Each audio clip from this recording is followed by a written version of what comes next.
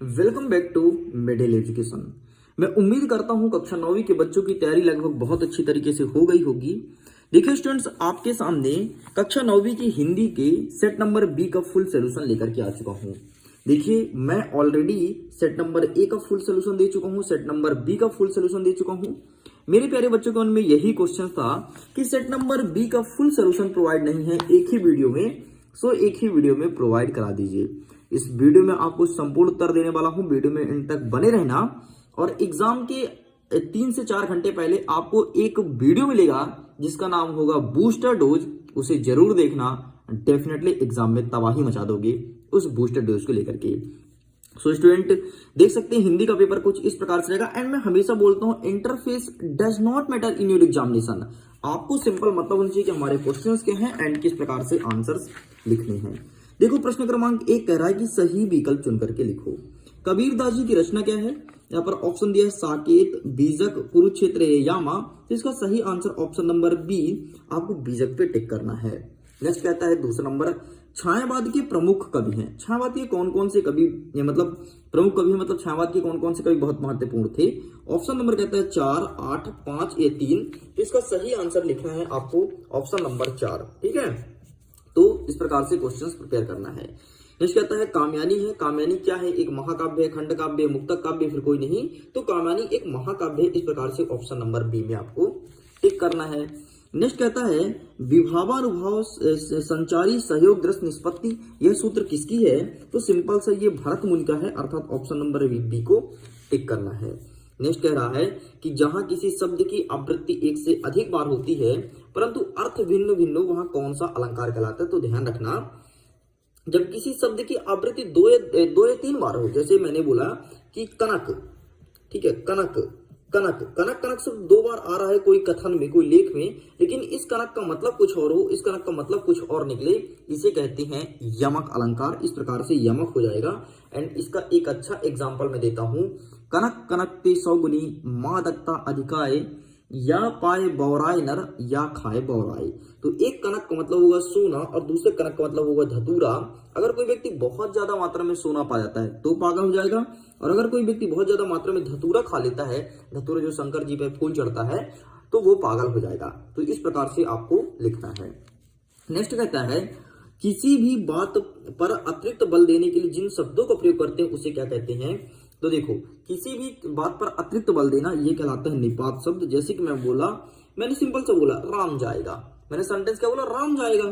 तो सिंपल सा जैसे राम जाएगा, बहुत साधारण वाक्य है, कोई ज्यादा कठिन नहीं है। लेकिन जब मैंने बोला राम ही जाएगा, मतलब कंपलसरी कि राम को जाना है। जैसे मैंने बोला कि फुल्की लेने जाना है, तो मैं बोला फुल्की लेने अमर जाएगा, ठीक, तो अमर फुल्की लेने चला गया, सिंपल सी बात है। लेकिन मैं बोला हूं कि फुल्की लेने घर में जितने सदस्य हैं केवल अमर जाएगा, मतलब मैंने अमर को जोड़ दिया कि कोई और नहीं, केवल अमर ही जाएगा। तो ये कहलाएगा निपात शब्द। इस चीज को ध्यान रखिएगा, एग्जाम में यही सब देखने को मिलेगा। आगे बढ़ते हैं, प्रश्न क्रमांक 2 कह रहा है रिक्त स्थान की पूर्ति कीजिए। पहला नंबर कहता है लेखिका महादेवी वर्मा के बाबा फारसी और डेजर्ट भाषा के जानकार थे। तो फारसी और उर्दू भाषा के जानकार थे, उर्दू यहाँ पे लिखना है। संचारी विभाग संख्या कितनी मानी गई? 33 मानी गई, आपको यहाँ पे 33 लिखना है। सच्चे प्रेम को जब प्रेम मिल जाता है तो सब विष क्या हो जाता है? तो सब विष अमृत हो जाता है, तो यहाँ पर आपको अमृत लिख देना है। महाकाव्य में जीवन का डैश चित्रण होता है, तो महाकाव्य में जीवन का समग्र चित्रण होता है। किसका समग्र चित्रण होता है? नेक्स्ट कहता है पात्रों के संवादों से प्रस्तुत रचना डैश कहलाती है, तो पात्रों के संवादों से प्रस्तुत रचना नाटक कहलाती है। यहाँ पर नाटक लिख देंगे। नेक्स्ट कहता है रीढ़ की हड्डी एकांकी में कुल पात्रों की संख्या कितनी है? तो 7 है। ठीक, इस प्रकार से आपको 7 लिखना है। 100% एग्जाम में क्वेश्चन आ रहा है, अच्छे से प्रिपेयर कर लेना। नेक्स्ट कह रहा है सत्य और असत्य लिखिए। पहला नंबर कहता है लेखिका मृदुला गर्ग ने अपनी रानी को देखा था, तो यहाँ पर क्या लिखेंगे? तो यहाँ पर आपको असत्य लिख देना है, उन्होंने नहीं देखा था। जिस कारण मन में भाव जागृत होते हैं उसे आलम्बन कहते हैं। मन में भाव जगना आलम्बन कहलाता है, बिल्कुल। और अगर उद्दीप्त होता है उसे कहते हैं उद्दीपन। नेक्स्ट कहता है कामयानी के रचयिता तुलसीदास जी हैं, बिल्कुल गलत है। कामयानी के रचयिता तुलसीदास नहीं है, बल्कि कामयानी के रचयिता जयशंकर प्रसाद जी हैं। ठीक है, तुलसीदास जी तो रामचरितमानस लिखते थे। नेक्स्ट कहता है दंड का विलोम क्या होगा? सजा होगा। तो दंड का विलोम, दंड का उल्टा सजा नहीं, दोनों सिमिलर वर्ड है। दंड और सजा दोनों सिमिलर वर्ड है, तो ये आपका असत्य हो जाएगा। नानी के मन में देश के आजादी के प्रति जुनून था, बिल्कुल सत्य है भाई। नेक्स्ट कहता है शंकर बाबू वीकेंड पर घर आए थे, बिल्कुल आपका सत्य हो जाएगा। इस प्रकार से देख लीजिए, यहां पर आपके 3 असत्य हैं और 3 आपके सत्य हैं। अब कहता है सही जोड़ी मिलाइए। सही जोड़ी में पहला नंबर कहता है वाक, तो यहां पर आपको लिखना है कश्मीरी कवियत्री, इससे मैच करेंगे। सेकंड नंबर कहता है सब विष, तो सब विष अमृत होय, ये आपका एक कविता है। नेक्स्ट कहता है क्यों गाती है, तो यहां पर हो जाएगा कोकिला, ठीक है, जिससे माखन जिसको जलन होती थी, है ना। नेक्स्ट कहता है ग्रामश्री, तो इसका सही आंसर लिखना है सुमित्रा नंदन पंत। नेक्स्ट कहता है आपका सर्वेश्वर दयाल शर्मा, तो इसका सही आंसर लिखना है बाल पत्रिका पराग। नेक्स्ट आपको कह रहा है कृष्ण भक्ति, तो इसका सही आंसर मीराबाई, है ना। मीराबाई कृष्ण की दीवानी थी। मीरा और आप याद रखोगे एक उनका रसखान का, ठीक, ये दोनों कृष्ण के दीवाने थे। नेक्स्ट कहता है एक वाक्य में उत्तर दीजिए। पहला नंबर कहता है कि गांव में शहरी मेहमान दामाद की तरह सज धज कर कौन आया था, तो यहाँ पर आपको सिंपल से लिखना है मेघ, जिसकी कवित्री बेसब्री से इंतजार कर रही थी और बोल रही थी कि अब हमारे प्रियतम आ गए हैं, हम उनको बहुत अच्छे से देखेंगे, है ना। मेघ उनका प्रियतम था। मतलब देखो ना, कभी भी कितने अजीबो गरीब हैं, कहीं भगवान को अपने प्रियतम मान लेंगे। जैसे उनको देखो क्या नाम था, मीराबाई जी भगवान श्री कृष्ण को अपना पति मान चुकी थी भाई, उसकी शादी हुई थी, उसकी पति थी, उसको छोड़ करके भगवान श्री कृष्ण को अपना पति मानी थी। ये कवित्री मेघ को अपना पति मान ली थी। ये लोग किसी को भी पति मान लेते हैं भाई, है ना। नेक्स्ट कहता है सेकंड नंबर, तुम लोग मत बनना कवि या कवित्री, तुम लोग भी ऐसे करोगे, किसी को तुम पति मान लोगे, कोई किताब को पति मान लेगा, कोई मतलब चल क्या रहा भाई, समझ नहीं आ रहा। नेक्स्ट कहता है प्रबंध काव्य के भेद का नाम लिखो, तो प्रबंध काव्य के 2 भेद होते हैं, एक होता है महाकाव्य और दूसरा होता है खंड काव्य। महाकाव्य और खंड काव्य में अंतर आपके एग्जाम में 100% आ रहा है, इस चीज को ध्यान रखना, महाकाव्य और खंड काव्य में, ठीक है। चलिए बेटा नेक्स्ट आगे बढ़ते हैं। रसाक्तम वाक्यम काव्यम, अर्थात रस युक्त वाक्य ही क्या कहलाता है, तो काव्य कहलाता है। नाम से स्पष्ट है, रसाक्तम वाक्यम काव्यम, पूरा सेंटेंस यही है ना, रसाक्तम वाक्यम काव्यम। अब पूरा तुम पढ़े होगे, अरे काव्य लिख रहा हूं भाई, क्या लिख रहा है, काव्य, ठीक। नेक्स्ट संस्मरण किसे कहते हैं, तो सिंपल सा आंखों से देखा हुआ चित्र वाला घटना, मतलब चित्र वाला घटना, उसे संस्मरण कहते हैं, ठीक है। नेक्स्ट कहते हैं समास कितने प्रकार के होते हैं, 6 प्रकार के होते हैं, ठीक है। लेखिका की परदादी ने मंदिर में जाकर क्या मन्नत मांगी थी, लड़का होने की मन्नत मांगी थी, लड़का होने का, ठीक, ये मन्नत मांगी थी। बस इतना लिख के कंप्लीट करना है। नेक्स्ट कहता है प्रश्न क्रमांक 6, कोयल की कूकू सुनकर कवि माखनलाल चतुर्वेदी की क्या प्रतिक्रिया थी। अरे भैया माखनलाल चतुर्वेदी बड़ा जलन होती थी। माखनलाल चतुर्वेदी कहना था कि कोयल बड़ी कुकू करती है और हमको जलाती है क्योंकि स्वच्छंद होकर के घूमती थी ना वो। आंसर दिखा देता हूँ क्या लिखना है, 1 सेकंड, ठीक। यही प्रश्न आ रहा है यार, टेंशन मत लो, जो मैं अपलोड करूंगा वही आएगा, ठीक। इसे अच्छे से प्रिपेयर कर लेना इन क्वेश्चंस को, बस इतना देखना है आपको। नेक्स्ट कहता है अथवा में प्रबंध काव्य के भेद का नाम लिखो, कि प्रबंध काव्य के भेद मतलब प्रकार कितने होते हैं, इसको भी दिखा देता हूँ, टेंशन की क्या बात है, ये तो बस शुरुआत है, ठीक है। ये रहा प्रबंध काव्य के 2 भेद होते हैं भाई, एक होता है खंड काव्य, दूसरा होता है महाकाव्य, ठीक है।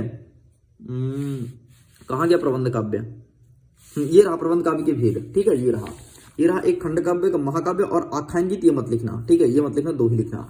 चलिए आगे बढ़ते हैं। कहता है छंद किसे कहते हैं, छंद कितने प्रकार का होता है, आइए छंद दिखा देते हैं। ये रहा छंद, जिस रचना में मात्राओं एवं वर्णों की संख्या निश्चित होती है, गति, यति, गति, तुक आदि का ध्यान रखा जाए, उसे छंद कहते हैं। छंद 2 प्रकार का होता है, जिसमें मात्रिक छंद में दोहा चौपाई आता है, वाणिज्य छंद में कविता सवैया आता है। बस इतना लिख के कंप्लीट करना है। नेक्स्ट कह रहा है हमारा अथवा कि मानवीकरण अलंकार को परिभाषित कीजिए। ये रहा आपके सामने, देखो, जहां जड़ प्राकृतिक वस्तु पर मानवीय क्रियाकलापों या क्रियाओं का आरोप हो वह मानवीय अलंकार कहलाता है, या जहां जब कोई अचेतन वस्तु को मानव की तरह गतिविधि करके दिखाया जाए वहां मानवीय अलंकार कहलाता है। बस इतना आपको लिखना है। जैसे मेघ आए बड़े वन ठन के सवार के, बस ये आपको लिखना है। नेक्स्ट कहता है कवि रसखान और माखनलाल चतुर्वेदी की आपको भाव पक्ष और कला पक्ष सहित 2 विशेषताएं बतानी है। मतलब इसमें क्या लिखोगे सुन लो, किसी एक के बारे में लिखना, चाहे माखनलाल के ऊपर लिखो चाहे आप लिखो रसखान के ऊपर। इनकी 2 रचनाएं आपको लिखनी है। 2 रचनाएं के बाद आपको इनका भाव पक्ष और कला पक्ष लिखना है, ठीक है, भाव पक्ष और कला पक्ष, ठीक। बस इतना आपको लिख के कंप्लीट करना है, ठीक। बस इतना ही लिखना है, कुछ नहीं लिखना है। तो हम इनका दिखा देते हैं, लेकिन एक चीज ध्यान रखिएगा कि अलग अलग सेटों में हमारे अलग अलग कवि के बारे में दिया गया है, तो जितना मैं सेट में प्रोवाइड कराया हूं ना आप उतना कर लेना, डेफिनेटली तुम्हारा एग्जाम बहुत अच्छा जाएगा, ठीक है। तो 1 सेकंड बेटा, मैं देख लेता हूँ कहाँ पर है तुम्हारे माखनलाल और कहाँ पर है तुम्हारे ये कवि। तो ये रहा भैया माखनलाल जी के बारे में, इसका स्क्रीनशॉट ले लो। और ये ऊपर रहा रस खान के बारे में, ठीक है। रस खान माखनलाल दोनों को अच्छे से कंप्लीट कर लो, यही तुम्हारे एग्जाम में आएगा। आगे बढ़ते नेक्स्ट 9 नंबर कहता है गोलांबर के पास जनसंपर्क की गाड़ी क्या ऐलान कर रही थी, ये प्रश्न पूछा गया है ना। गोलांबर के पास जनसंपर्क की गाड़ी क्या ऐलान कर रही थी, तो आइए दिखा देते हैं इसका आंसर क्या लिखेंगे। ये रहा, भाइयों ऐसी संभावना है कि बाढ़ की पानी रात्रि 12 बजे तक गांव में बढ़ जाएगा, यही ऐलान कर रही थी, बस यही आपको लिखना था। नेक्स्ट कह रहा है कि सवैया को परिभाषित कीजिए। आप प्रॉपर वे में देख पा रहे हैं ना, 1 सेकंड लीजिए। नेक्स्ट कह रहा है कि सवैया को परिभाषित कीजिए, तो ये भी दिखा देता हूँ सवैया क्या होता है, ठीक है। ये रहा बेटा आपके सामने सवैया, ठीक जी। यह एक वाणिज्य छंद होता है, इसमें 22 से 26 वर्म होते हैं। मत गैर दुर्मिल इसके प्रकार हैं, इसके 4 चरण होते हैं और प्रत्येक चरण में 24 वर्ण होते हैं, बस इतना आपको लिखना है, यही आंसर लिख के कंप्लीट करिएगा। नेक्स्ट कह रहा है 10वां नंबर, भक्ति काल के 2 कवि एवं प्रत्येक की 2-2 रचनाएं बतानी है। बहुत प्यारा प्रश्न पूछा गया है कि भक्ति काल के 2 कवि कौन कौन से हैं, ये देख लो, फिर इनकी 2-2 रचनाएं आपको मैं दिखा देता हूँ, तुरंत मतलब बता देता हूँ, ठीक है। रटते जाओ अभी सारी चीजों को। देखो भक्ति काल के जो भक्ति करते थे, तो भक्ति में कबीर दास जी लगे रहते थे, तुलसीदास जी, आपके सूरदास जी हो गए, रसखान हो गए, सब लगे रहते थे। यहाँ पर कबीर का देखो एक बीजक हो जाएगा, ठीक है, और तुलसीदास जी का क्या होगा, रामचरितमानस, बस इतना लिख के आपको कंप्लीट करना है। नेक्स्ट कह रहा है कि छायावादी की 2 प्रमुख विशेषता बताइए। एमपी बोर्ड का पसंदीदा क्वेश्चन, हर साल रिपीट करता है, पिछले प्रीवियस ईयर के 4 साल के पेपर से बैक टू बैक रिपीट कर रहा है। एंड ये रहा आपके छायावादी की 2 विशेषताएं, ठीक है। यहाँ पर 5 लिखी है, कौन कौन सी विशेषता याद रखोगे। सबसे पहले याद रखना कि इसमें खड़ी बोली का प्रयोग होता था बढ़िया आसान से, और दूसरा देखना कि प्रकृति सजीव चित्रण था, उसमें सूक्ष्म मानवीय का आरोप है, बस इतना आपको पढ़ना है, ठीक है। नेक्स्ट कहता है किस शासन की तुलना तम के प्रभाव से की गई है और क्यों, ये प्रश्न पूछा गया है। तो आइए दिखा देते हैं इसका आंसर। किस शासन की तुलना तम के प्रभाव से की गई, ये रहा भाई, ब्रिटिश शासन की तुलना तम के प्रभाव से की गई है, ठीक है, क्योंकि ब्रिटिश चाहते थे कि पूरे देशवासी सब हमारे गुलाम रहे, बस इतना आपको लिख के कंप्लीट करना है, ठीक। नेक्स्ट कहता है अथवा में कबीर दास जी के सौंदर्य के बारे में बताना है। आओ कबीर को भी देख लो, ये रहा भाई कबीर दास जी के बारे में, ठीक, पूरा का पूरा कंप्लीट होता है। बहुत इंपॉर्टेंट पेपर है ये, इसको जो स्टूडेंट्स स्किप किया डेफिनेटली लॉस में जाएगा, इस चीज को ध्यान रखना। इतना ही नहीं, इस प्रश्न पत्र का पीडीएफ भी डाउनलोड कर सकते हैं, लिंक डिस्क्रिप्शन बॉक्स में दिया गया है। नेक्स्ट कहता है कि भक्ति काल को स्वर्ण युग का काल क्यों कहा जाता है, तो आइए इसका आंसर दिखा देते हैं। भक्ति काल का स्वर्ण युग का काल क्यों कहा जाता है, ठीक है। तो इस प्रश्न का उत्तर यहाँ पर तो अवेलेबल नहीं है, 1 सेकंड ना बेटा। भक्ति काल को स्वर्ण युग का काल क्यों कहा जाता है, ये रहा भाई साहब आपके सामने, ये देखो। भक्ति काल समन्वय परक लोक चेतना तथा सदा यशता से पूर्ण काल था। इसमें विभिन्न वर्ग वर्ण सामाजिक भेदभाव कर्म कांडों के विरुद्ध आंदोलन भावनात्मक और मानवीय मूल्यों के कारण यह स्वर्ण युग कहलाता है। इतना लिख के कंप्लीट करेंगे। नेक्स्ट कहता है नई कविता के 2 कवि का नाम और उसकी एक रचनाएं हमें बतानी है। तो आइए दिखा देते हैं नई कविता के 2 कवि का नाम और उसकी एक रचनाएं, ठीक है। अब देखो वहां पर भक्ति काल पूछा था ना, अब यहाँ पर आपसे नई कविता पूछ लिया है। तो ये रहा भाई साहब, नई कविता के 2 कवि का नाम तो नहीं दिया है, यहाँ पर क्या दिया, 2 इसकी विशेषताएं दी है। 1 सेकंड, ये रहा प्रश्न, नई कविता की 2 कवि का नाम, ये रहा आपके सामने। नरेश मेहता, इसका हो जाएगा साराय की एक रात, और इसमें मुक्तिबोध, इसमें चांद का मुख टेढ़ा है, ठीक है। ये बहुत व्यंग लिखते थे मुक्तिबोध, है ना, हमेशा व्यंग लिखते थे। अब चांद का मुख टेढ़ा करते, बताओ, चांद का मुख टेढ़ा, है ना, ऐसे ऐसे व्यंगकार हुई थी हमारे हिंदुस्तान में। नेक्स्ट कहता है रस के प्रकार और उनके स्थायी भाव बताओ। तो रस के प्रकार वर्तमान में 11 हैं और सारे के सारे स्थायी भाव, ये आपको पता होना चाहिए, क्योंकि ऐसे क्वेश्चंस कभी कभी 1 नंबर में भी पूछ लेता है। ये रहा आपके सामने, श्रृंगार, वीर, रौद्र, शांत, अद्भुत, विस्मय, करुण, भयानक, विभत्स और हास्य। आपको ऐसे लिखे नहीं लिखना है, आप कैसे लिखोगे, ऐसे लाइन खींच के, ऐसे लाइन खींचोगे, ऐसे बढ़िया रस लिखोगे एक तरह से, ठीक, इस चीज को ध्यान रखिएगा, ऐसे नहीं लिखना है। नेक्स्ट कहता है अथवा में कि मानवीय कला अलंकार को परिभाषा उदाहरण सहित लिखना है कि क्या होता है आखिरकार मानवीय कला अलंकार। आइए दिखा देते हैं, ये आपके सामने, ठीक, इसका भी अच्छे से फोटो क्लिक कर लीजिए। चलिए आगे बढ़ते हैं, सवैया चंद्र को परिभाषित कीजिए। तो सवैया वाले क्वेश्चंस को मैंने पहले कवर कर लिया था, लेकिन फिर से देख लो, ये रहा और ये रहा, ठीक। नेक्स्ट कहता है कि निबंध लेखन की 2 विशेषताएं। हाय रब्बा, एमपी बोर्ड का पसंदीदा क्वेश्चन आ गया, निबंध लेखन की 2 विशेषताएं। देखो यार, जब भी कभी निबंध लिखने बैठो तो सबसे पहले तुम आसान समझ लो, फिर मैं तुमको दिखा दूंगा। निबंध लिखने बैठो तो निबंध में आपको एक चीज ध्यान रखना है कि जब भी लिख रहे हैं तो क्रम से लिखें। मतलब निबंध में होनी चाहिए क्रमबद्धता। दूसरी बात, जब भी निबंध लिखने बैठो तो अपने विचारों को स्वतंत्रता से प्रयोग करो। तो ये रहा आपके सामने दोनों पॉइंट, ये चीज ध्यान रखना। नेक्स्ट कहता है प्रेमचंद्र की 2 रचना लिखते हुए भाषा और शैली लिखो। ठीक है, अब आपसे प्रेमचंद्र जी मतलब लेखक के बारे में पूछने लगा है। तो प्रेमचंद्र जी कहाँ गए, ये रहा भाई साहब Premchandra ji. Exam point of view से 2 ही इंपॉर्टेंट है, प्रेमचंद्र जी और राहुल संकीर्तन। ठीक है, तो यहाँ पर प्रेमचंद्र जी पूछा है और अथवा में देखो वही पूछे राहुल जी के बारे में।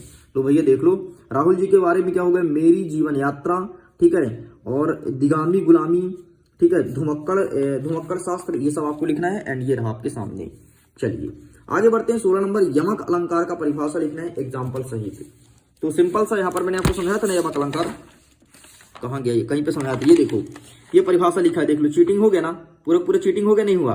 ये परिभाषा लिखा है और आपको एग्जाम्पल में क्या लिखना है, कनक कनकते सौगुनी मादकता अधिकार या पाए बौरानर या खाए बौराए, बस इतना लिख के कंप्लीट करना है। नेक्स्ट लिखना है कि लेखक ने तिब्बत की यात्रा किस देश में की थी। वाह, ये गजब का प्रश्न पूछा गया है। लेखक ने तिब्बत की यात्रा किस देश में की थी, ठीक है, ये प्रश्न पूछा गया है। तो इसका आंसर मैं दिखा देता हूं, ये रहा भिखारी बेस में। अच्छा बेस पूछा है, बेस पूछा है, बेस, ये देश नहीं बेस है, ठीक है, भिखारी बेस में की थी, इतना लिख के कंप्लीट करना है। किस घटना ने सलीम अली के जीवन दशक बदल दी, इसकी कहानी सुन लो। सलीम अली क्या किए थे, ये थे एक शिकारी थे। इन्होंने अपना एयरगन उठाया, एयरगन मतलब चिड़िया मारने वाली बंदूक होती है जो कि लाइसेंस वाली होती है, ऐसी होती है नॉर्मल। तो एयरगन लेकर के ये निकल पड़े और जाने लगे तो रास्ते में दिखी इनके एक गौरैया। गौरैया पे चला दी गोली। जैसे गोली चलाए तो गौरैया गिर पड़ी तो इनको बड़ा बुरा लगा कि गौरैया को हमने मार डाला, बहुत गलत किया। और इन्हीं से इनका हृदय परिवर्तन हुआ और तब से पक्षी वैज्ञानिक बन गए। ये रहा उत्तर, लिख लेना, स्क्रीनशॉट ले लो। ठीक है, महादेवी वर्मा उर्दू फारसी क्यों नहीं सीख पाई थी, तो क्योंकि उसके जो मास्टर साहब थे महादेवी वर्मा के, ये बड़े दाढ़ी वाड़ी एकदम रखे थे, तो इनको डर लगता था, इसलिए इन्होंने नहीं सीख पाया था। बस इतना लिखना था, है ना। ये वैसे कोई रीजन नहीं था, झूठ बोल रही महादेवी वर्मा, उनको सीखा ही नहीं था, नहीं सीखी। ये क्या मास्टर डर लग रहा है तो मास्टर से न सीखेंगे। नेक्स्ट कहता है हमारा प्रश्न क्रमांक 18, निम्नलिखित काव्यांश का संदर्भ प्रसंग सहित भावार्थ आना, मतलब संदर्भ लिखना है, प्रसंग भी और अर्थ आना है। 3 नंबर का प्रश्न है। ठीक है, ये वाला देख लो और ये रहा आपके सामने। ठीक, संदर्भ में लिखा है पूर्वत, तो तुमको पूर्वत नहीं लिखना है, तुमको लिखना है ये वाला, ये तुम्हारा संदर्भ लिखना है पूरा। ठीक है, देख लो। उपरोक्त पद्यांश प्रकृति प्रेमी सुमित्रा नंदन पंत द्वारा रचित यह पद्यांश कविता ग्रामश्री से लिया गया है। एंड संदर्भ प्रसंग में ये लिखा है एंड व्याख्यान में ये लिखा है। बस इतना लिख के आपको कंप्लीट करना है। ठीक है, चलिए आगे बढ़ते हैं। नेक्स्ट क्या कहता है, ऊंचे कुल का जमन, ये ऊंचे का हो ऐसे कुछ करके लिखा गया। ऊंचे कुल भी तुम देख लो, ये रहा तुम्हारे सामने। ठीक है, संदर्भ में पूर्वत लिखा है, तो पूर्वत के स्थान पर आपको ये लिखना है। उपयुक्त पंक्ति कबीर द्वारा रची सखी और सम्मत से ली गई है। एंड ये रहा प्रसंग, ये रहा आपका व्याख्या है। प्रसंग में क्या लिखा जाता है जरा सुन लो। पूरा जो पद्यांश है उसका शॉर्ट रूप प्रसंग लिखा जाता है। एंड अर्थ में पूरा आप पद्यांश लिखना है। ये सब अपने शब्दों में लिखा जाता है, इसका कोई 100% एक्यूरेट आंसर नहीं लिखता, अपने शब्दों सारे स्टूडेंट्स लिखते हैं। नेक्स्ट कहता है निम्नलिखित गद्यांश का संदर्भ प्रसंग अर्थ बताना है। तो आज गद्यांश भी देख लेते हैं। तो गद्यांश आपको दिखा दिया जाए, जल्दी से सिम खुल जा। कौन है, हम संस्कृति अस्मिता वाला दिया है और जानवरों में गधा सबसे बुद्धिमान। ठीक है, दोनों देख लो। हम संस्कृति अस्मिता वाला ये रहा आपके सामने। ठीक है, ये रहा आपके सामने संदर्भ, ये रहा प्रसंग और ये रहा व्याख्या। इतना लिख के कंप्लीट करना है। एंड नेक्स्ट क्या कह रहा है, जानवरों में गधा ना, जानवरों में गधा सबसे बुद्धिमान है। ये रहा आपका संदर्भ। ये आपके लिया है 2 बैल वाले पार्ट से लिया गया है और इसमें गधे और बैल के स्वभाव का प्रकट वर्णन किया गया। एंड ये रहा आपके सामने इसका अर्थ। ठीक, इतना लिख के कंप्लीट करेंगे। नेक्स्ट कह रहा है 20वां नंबर, किसी एक विषय पर अनुच्छेद लिखना है। जैसे यातायात का नियम हो गया, जल है तो कल है, किसी एक विषय पर बोला गया है। आपके सामने 4 विषय रखे गए हैं। तो देख लो भाई साहब, यातायात का नियम ये रहा, एक बार पढ़ लेना। यातायात मतलब ट्रैफिक रूल्स को फॉलो करना है। आपको पता होना चाहिए कि लेफ्ट साइड ही चलना चाहिए, अगर तुम जा रहे हो तो, आ रहे हो तो दाएं साइड चलना चाहिए, ये चीज ध्यान रखना। जल है तो कल है, ये रहा आपके सामने। ठीक है, एंड एक कोटेशन जरूर लिख देना, ये रहा कोटेशन। ठीक है, नेक्स्ट क्या कहता है, जीवन में पुस्तक की उपयोगिता ना, ये क्या दिया है, ये भी दिया भाई, इसका भी देख लो, ये रहा आपके सामने, इसका भी फोटो क्लिक कर लो।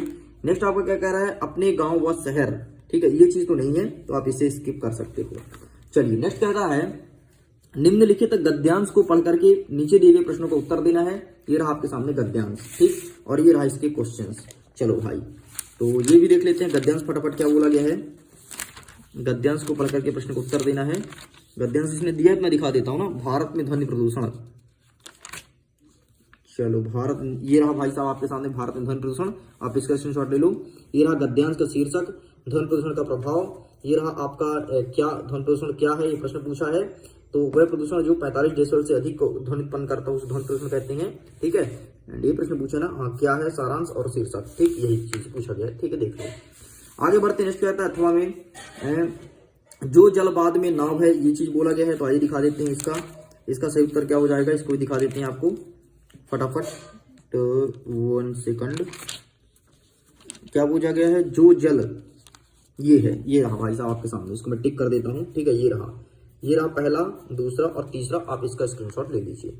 ठीक है, चलिए आगे बढ़ते। नेक्स्ट कहता है कि शाला त्याग प्रमाण पत्र के लिए अपने प्रिंसिपल साहब को पत्र लिखना है। तो हम आपको दिखा देते हैं शाला त्याग प्रमाण पत्र, ये रहा आपके सामने। इसको भी मैंने बहुत अच्छे समझाया है। ठीक है, अगर आपने नहीं देखा तो इसको भी देख लीजिए, ये रहा आपके सामने, प्लीज आप इसका स्क्रीनशॉट ले लो। आगे बढ़ते। नेक्स्ट कहता है कि अपने परीक्षा परिणाम की जानकारी देते हुए मित्र को पत्र लिखना है। तो ये रहा भाई साहब परीक्षा परिणाम की जानकारी देते हुए मित्र को पत्र, इसका स्क्रीनशॉट ले लो, इसे भी लिखिएगा, ये रहा आपके सामने। ठीक है, आगे बढ़ते हैं। नेक्स्ट कहता है आपका 30वां नंबर, निम्नलिखित विषय पर किसी एक पर आपको निबंध लिखना है 1.5 शब्दों में। तो वृक्षों पर महत्व, मेरी प्रिय पुस्तक, आधे की कंप्यूटर वाला अच्छे से पढ़ लेना, और एक आप खेल का तैयार कर लेना। ठीक है, खेल का बस 2 ही चीज अच्छे से प्रिपेयर करना, बाकी कुछ नहीं आएगा। यहाँ पर एक दिया गया है, एक खेल का आपको प्रिपेयर करना है बस। इस प्रकार से पूरा पेपर कंप्लीट कर दिया गया है। ये आपका सेट नंबर बी के फुल सोल्यूशन आ चुका है। अब बस एक वीडियो देख लो, तुम्हारा पूरा प्रिपेयर हो चुका है। बाकी पीडीएफ को डाउनलोड कर लीजिए, लिंक डिस्क्रिप्शन बॉक्स में दिया गया है, अगर आपने अभी तक नहीं किया तो। वीडियो को करता हूं एग्जाम के लिए ऑल द बेस्ट, खुश रहिए, पढ़ते रहिए, मुस्कुराते रहिए। जल्द ही आपके सामने सेट नंबर ए का भी फुल सोल्यूशन एक बार दे दिया जाएगा, ताकि तुम्हारा एग्जाम में बहुत अच्छा नंबर आए, एंड बूस्टर डोज भी आपके सामने अपलोड किया जाएगा। Okay, bye bye.